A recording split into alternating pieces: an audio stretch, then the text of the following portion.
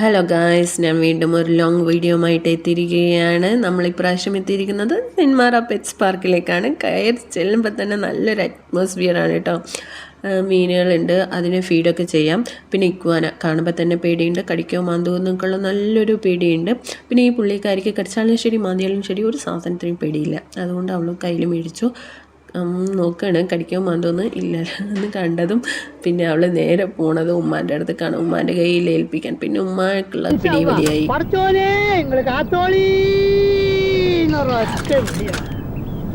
ഒരു രക്ഷയില്ല കേട്ടോ, ഉമ്മ വാങ്ങിയില്ല. അപ്പം പിന്നെ സന വിചാരിച്ച് എനിക്ക് ധൈര്യമുണ്ട്, ഞാൻ മേടിക്കാൻ വേണ്ടിയിട്ട് അവൾ മേടിച്ച് പിടിച്ചേക്കാണ്. അതിനുശേഷം നിറയെ പെറ്റ്സ് ഉണ്ട് കേട്ടോ അവിടെ.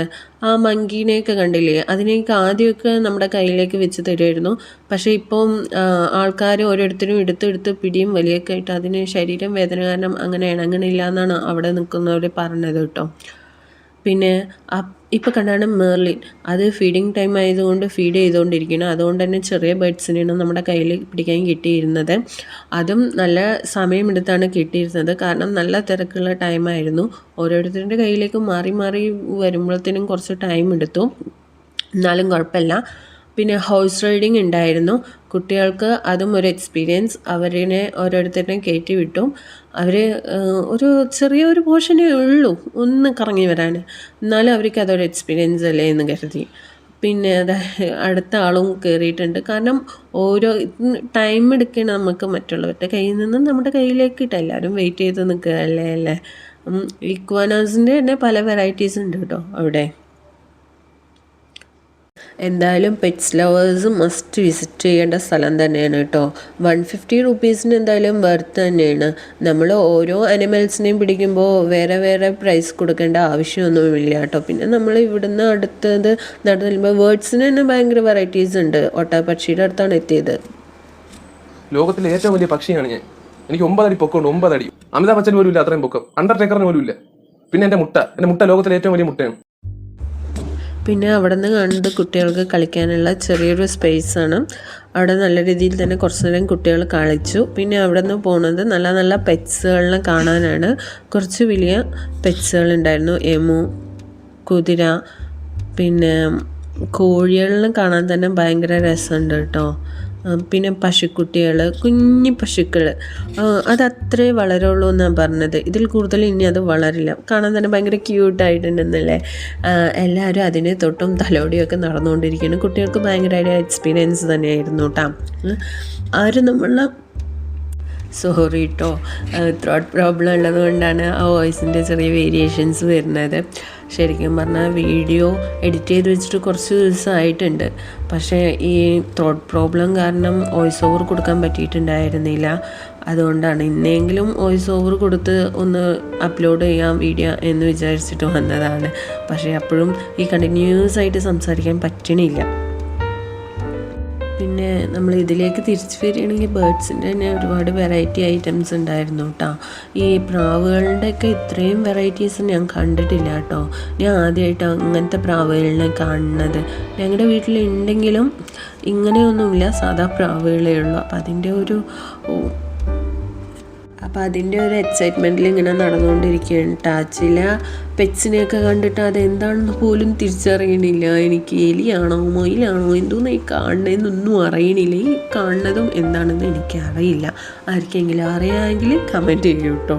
പിന്നെ ബ്ലാക്ക് സ്വാൻ ഞാൻ ഇതുവരെ കണ്ടിട്ടില്ല. ഞാൻ കണ്ടിട്ടുള്ളത് വൈറ്റ് സ്വാൻ മാത്രമാണ്. ആദ്യമായിട്ടാണ് ബ്ലാക്ക് സ്വാനിനെ കാണുന്നത്. പിന്നെ ഇത് മെർലിൻ ഫീഡിങ് ഇനിയും കഴിഞ്ഞിട്ടില്ല. മെക്കാവോ എന്നാണ് ഇതിന് പറയുക. ഇതിന് കട്ട് ചെയ്തിട്ടിരിക്കുന്നത് ആപ്പിൾ കഷ്ണങ്ങളാണ് കേട്ടോ.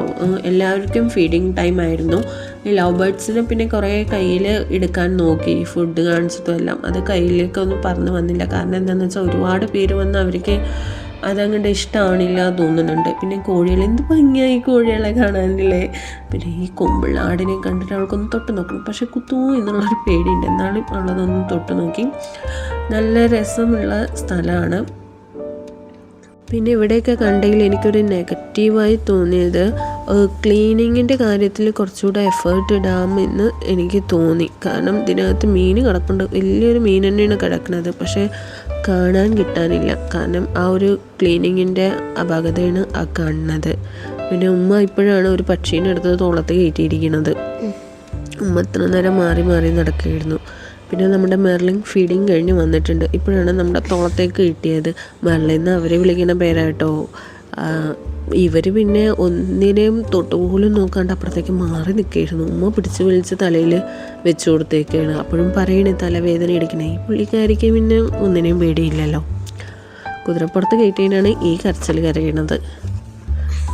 പിന്നെ ഊഞ്ഞാലാട്ടായി. ഒരാളാടി, രണ്ടാളാടി. അടുത്തത് പിന്നെ അവിടെ നിന്ന് പോണത് നമ്മൾ പാമ്പിൻ്റെ അടുത്തേക്കാണ്. ഈ കൊച്ചിന് എന്തിൻ്റെ കേടാണെന്ന് എനിക്ക് അറിഞ്ഞൂടാ. ஆளை பார்த்தா டம்மி பீஸா இருக்க, பயங்கரமான ஆளா இருக்கேடா. எங்க அப்பா அப்பவே சொன்னா, மகனே உனக்கு ஆழமான எதிர்காலம் இருக்குடான்னு. ஆனா இப்படி ஆழமா இருக்கும்னு நான் எதிர்பார்க்கவே இல்லை. ചെറിയൊരു പേടിയൊക്കെ ഇല്ലാണ്ടില്ല, ചെറിയൊരു പേടിയൊക്കെ ഉണ്ടായി, എന്നാലും പോയി. പിന്നെ എനിക്ക് ചെറുതല്ല, നല്ല വലിയ പേടി തന്നെ ഉണ്ടായിരുന്നു. എന്നാലും ഇതൊരു എക്സ്പീരിയൻസ് അല്ലേ, ചെയ്ത് നോക്കാം എന്ന് കരുതി കഴുത്തിലിട്ടതാ. പക്ഷെ അത് എനിക്ക് പറ്റില്ല, എനിക്ക് തിരിച്ച് വീട്ടിലെ പോകണം. എനിക്ക് ഒരിക്കലും പറ്റില്ല. എനിക്ക് ഇങ്ങനെ പല ആൾക്കാരുടെ കൂടെ ജീവിക്കണം എനിക്ക് ആഗ്രഹമില്ല. ഈ ബേർഡ്സിനെയൊക്കെ എനിക്ക് ഇപ്പോഴാട്ടോ കിട്ടണം. കാരണം തിരക്കിൻ്റെ ഇടയിലും ഇവരൊക്കെ എടുക്കുന്നത് വീഡിയോ എടുക്കുന്നത് കാരണം ഞാൻ കയ്യിലെടുത്തിട്ടുണ്ടായിരുന്നില്ല. പിന്നെ ഇത് നമ്മുടെ മെക്കാവോ, അതിനെ പിടിച്ച് ഫോട്ടോ എടുക്കാൻ നിൽക്കണം. അപ്പോൾ അവരെന്നെ കളിയാക്കുകയാണ്, ഡ്രസ്സിൻ്റെ കളറും അതിൻ്റെ കളറും ഒന്നാണെന്ന് പറഞ്ഞിട്ട്. പിന്നെ നമ്മൾ അവിടെ നിന്ന് ഇറങ്ങി ഫുഡ് കഴിക്കാൻ കയറി. അപ്പോൾ ഇന്നത്തെ വീഡിയോ ഇത്രയേ ഉള്ളൂ. വീഡിയോ ഇഷ്ടമായ ലൈക്കും ഷെയറും സബ്സ്ക്രൈബും ചെയ്യണം. Thank you for watching. അടുത്ത വീഡിയോയുമായി എത്രയും പെട്ടെന്ന് തന്നെ എത്താം.